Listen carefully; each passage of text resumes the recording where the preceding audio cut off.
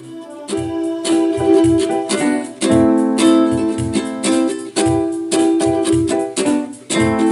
say I don't like cricket.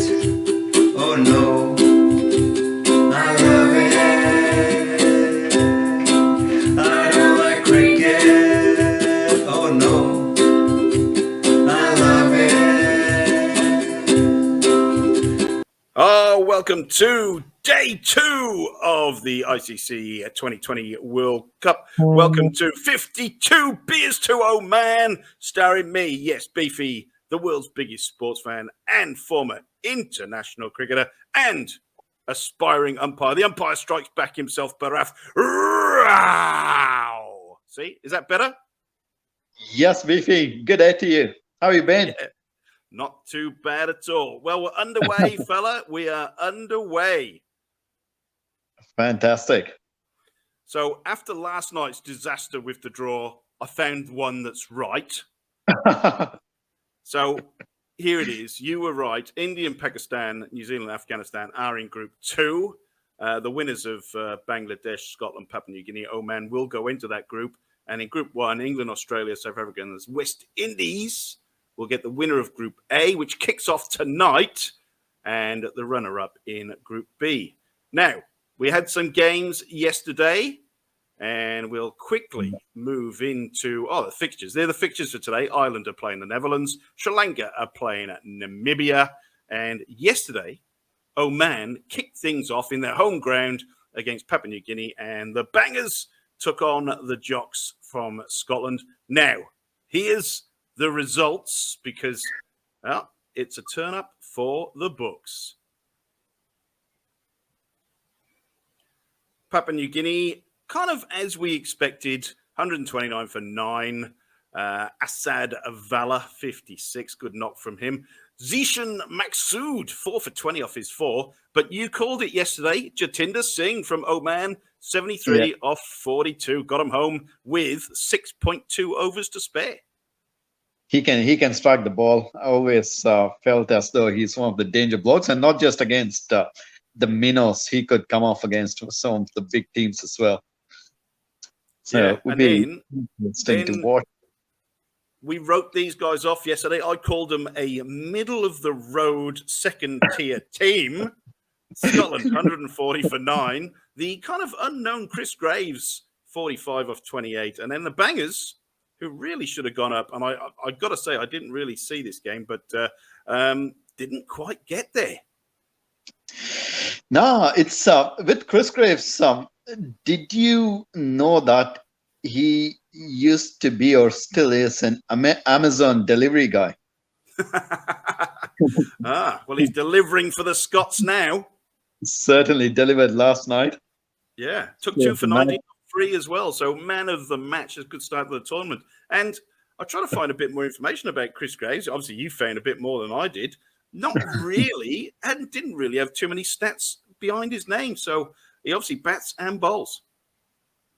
Clearly does. Clearly does. It would have been a disappointing loss for Bangladesh. 140 for 9, you would think that they should win it easy. Yeah. And they had a bit of momentum going in as well.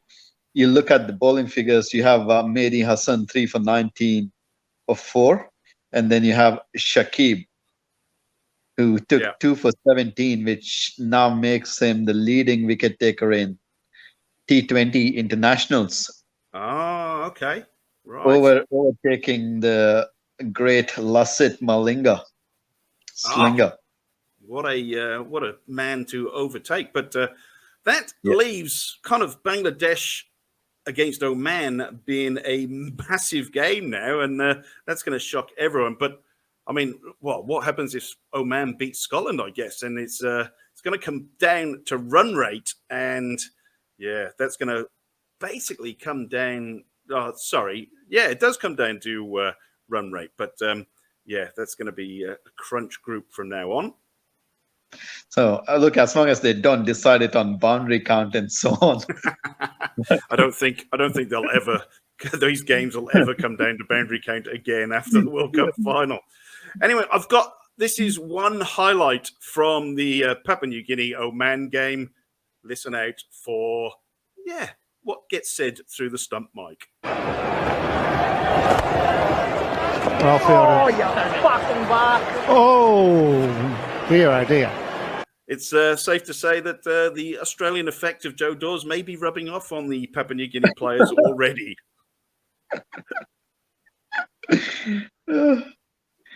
That's the only highlight I could find. Apart from, I think Zishan took 3 wickets in 1 over, didn't he, as well? He did. So it looks handy, left arm spinner. And I tell you what's good to see in Oman, a fairly decent crowd to watch the locals take on the Barramundis. Yeah, we sort of expected that with a home game. They didn't have much going on till then. So as soon as they have cause for celebration, they come out in big numbers, I would say. And with Middle East being so close to India, Pakistan, Bangladesh, Sri Lanka, and those countries who have a big involvement in cricket, that wasn't surprising at all. Yeah. To see a huge. Let's quickly look ahead to tonight's games. We've got Ireland versus the Netherlands. Now, with the Irish boys, always look out for Paul Stirling. Back to the top of the order and basically smashes it from ball 1. I think when they played against South Africa earlier in the year, twice out of the 3 games, he hit a 6 off the first ball. So I think has he got the fastest one? Might be the fastest World Cup 100 of all time when he smashed England all around the park a few years ago. What was that? Kevin O'Brien, the guy in the middle column. I think it was Kevin O'Brien. Oh, Kevin O'Brien, yeah. Yeah, and it was in Bangalore as well, my hometown. Oh, right. It was a great game. Belted 100 nowhere. So Ireland have got some quite experienced cricketers. Balbirnie's been around a long time. And like you say, Kevin O'Brien has been there. Paul Stirling. So they're experienced. Whether they can get over the line. They're looking across to the old Netherlands side. I do notice Ben Cooper is in that side, who's Tom Cooper's brother, South Australian. But he is an interesting inclusion. Roloff van der Merwe. Roloff van der Merwe. I see a couple of South African names in there. Oh, they're kind of all Ackerman, definitely. Ryan Tendershata. Myberg, he's been around quite a bit. But a lot of them are of, let's say, South African heritage or lineage, probably. I think that Tendershata, he's going to be the difference. If he comes off with the bat and ball, he's capable of winning games on his own. So, and Cooper, like you said, Cooper could be a bit of a wild card in this game. I'm surprised not to see Tom Cooper play now, but he might. Not sure why Tom. Well, he might just not be good enough anymore. I'm not sure. But Baz de Leyder, he's been around a long time too. So that's going to be an interesting game. Let's have a look at. Well, I'm just going to run you through some of the form guide. Ireland beat Zimbabwe recently, beat UAE, but lost the next 2. Obviously, had a fairly easy game against Papua New Guinea. But here's the one I was looking at. They beat Bangladesh by 33 runs just last week or a couple of days ago. So that's an interesting form guide, possibly for both teams. True. Because obviously the Bangers going down yesterday and Ireland got up. So here's the Dutch boys. Now, they beat Ireland recently twice. So, twice out of 3 times.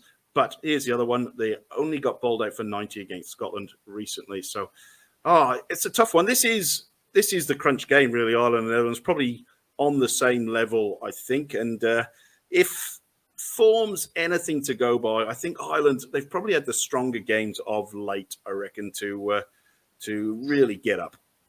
And Ireland are a bit more consistent as well, I feel, Beefy. With the Dutch boys, they need a couple of their big names to come off, and then they'll put them in a strong position. But if they don't come off, Ireland are going to be in prime position. They have a bit more depth in their squad to win big games. Yeah, I think so. And it kind of falls down to Stirling. If he gets them off to an absolute rocket start, then they're going to be in pole position. Now, here's the other one. Tonight, Sri Lanka are taking on Namibia. Sri Lanka, an interesting squad choice. There's a lot of youngsters in there. Fair to say, over the past 2 or 3 years, not been in the best of form. No, but I watched the 2020 internationals against India. And it's a pretty good team that Sri Lanka have. Young team, but very talented. You see Karuna Ratne. He's a really good all-rounder, can send it to all parts of the later half of the innings. And the captain is fairly good, but watch out for, there should be a Hasaranga. Yep. W. Hasaranga. He's very impressive. Yeah, and well, Danny De Silva and Kushal Pereira as well. They've been around. Danny Chandamal. I mean, they've got some experience there, but they got some kids. But they should have enough for Namibia. Here's my man, Reuben Trumple, man. Don't know anything about him. He's just got a great name. And this guy here, Picky Yefrance. Now, Picky Yefrance. I don't know. He's a bowler, apparently, Picky Yefrance, but I'm all guns blazing on Reuben Trumple, man. Should be good. And when I look at that team, if you can go back to the previous slide, Beefy. I will. Yeah. There you go. Please. I see. Is that David Weiss that I see down there in the first David call? Visa, yeah. Visa, yeah. He used to play for South Africa. Handy all-rounder. I think so. I think you're on the money there. He should be quite a handful if they play him tonight. Yeah. No, I think you're right there. I think you're right. I'm pretty sure he'll get in the side. But yeah, let's face it. Sri Lanka, despite, they've lost South Africa, they lost 3-0 in the series. They did beat Oman recently a couple of times. They beat Bangladesh and then easy win over Papua New Guinea. So they should have enough. Whoops. Now, we were introducing songs and quirky things from the World Cup. I just found this is the hold on. This is the Sri Lankan song for the 2020 World Cup.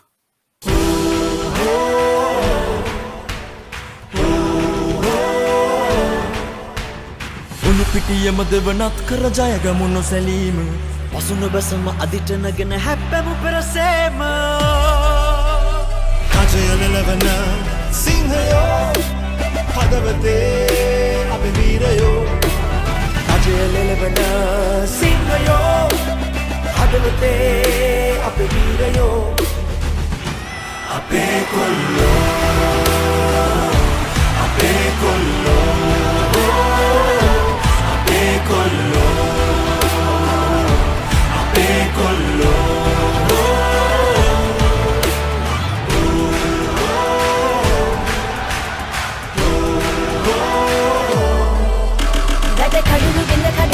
සිත සවිය පිට පිටිය ජයගමු වැටෙන තැන නැගිටයමු සිහ නදින් මුළු ලොවම කලකමු කොට බබලන මුතු ඇට ඔබ මග විදලපු තරු කැට එඩි බලගෙන යමු පෙරටම බිඳ පාදක දිනවමු රට අද ගස්මන් නවතින තැන නංගමු ජයගම මුළු ලෝකෙම දන්නම නම දිනවමු සමදාම අජරවන සිංහයෝ හදවතේ අපි වීරයෝ සිංහයෝ හදවතේ අපි වීරයෝ අපේ කොල්ලෝ අපේ කොල්ලෝ අපේ කොල්ලෝ අපේ කොල්ලෝ. It's fair to say they love their cricket in Sri Lanka. It's all they want to talk about. Anytime I've ever been to Sri Lanka, they only want to talk about cricket, nothing else. Not rugby? They do, weirdly enough. They do like talking about rugby. It's a huge sport over there. It defies logic, the fact that they love rugby, but they only love it on a local basis. They don't know what's going on in the Six Nations. They don't know what's going on in Australia, New Zealand. They know what's going on in Colombo in the private schools for rugby, But cricket. Anytime you mention you play cricket, that is it. You're their best friend for life. Anyway, let's go through the Namibian recent scores. Snuck over Uganda a couple of times. Beat the UAE, which is a good win for them. Then that 5-wicket win against Scotland. Easy win against Papua New Guinea. They did lose to Oman last week and then fell 19 runs short against Scotland. So Namibia, quite possibly, they might put up a good show every now and again, but I don't think they're going to have enough to get through that group. Nah, Sri Lanka should win this. I'm going to run 5K if Sri Lanka tomorrow if Sri Lanka lose it. Yes, that will be a big, big result. So, like we said, tonight is Ireland versus Netherlands, Sri Lanka and Namibia. We have to look forward to Scotland, PNG, Oman, Bangladesh tomorrow. What are you looking out for tonight? Anything in particular, Bharath? Just the big names to see how they're going to shape up with your Tendosh Cutters, Kevin O'Brien, Sterlings. And then for Sri Lanka, Hasaranga and with David Weiss. David Weiser. I mean, Sri Lanka, really, they just got to be consistent and they should have enough to get over them, over the two minnows, let's call them Netherlands and Namibia in the group to progress. But when is the Sri Lanka-Ireland game? We're just looking. It is in 2 days' time. So that's one to look forward to. I'm calling Ireland and Sri Lanka to win tonight. That's a very, very short odds bet, I reckon. There you go. This has been 52 Beers to Oman, your daily wrap up of the ICC 2020 World Cup in Oman and India. Bharath, same time, same place tomorrow. Thanks for your insight. Done. Catch you soon. No worries, mate. We'll see you tomorrow.